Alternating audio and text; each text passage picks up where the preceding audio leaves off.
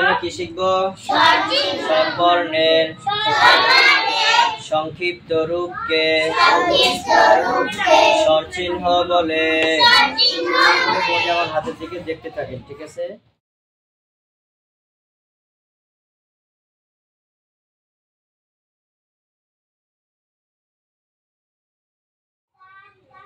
সকলে বোর্ডের দিকে দেখেন। স্বর আতে আকার,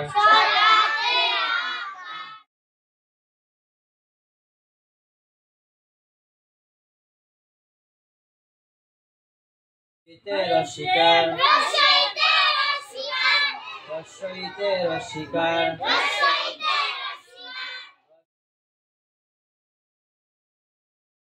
বলেন দীর্ঘইতে দীর্ঘিকার,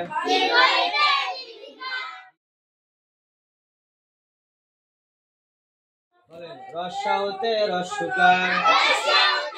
মাত্র 4টি বাকি শিখলাম।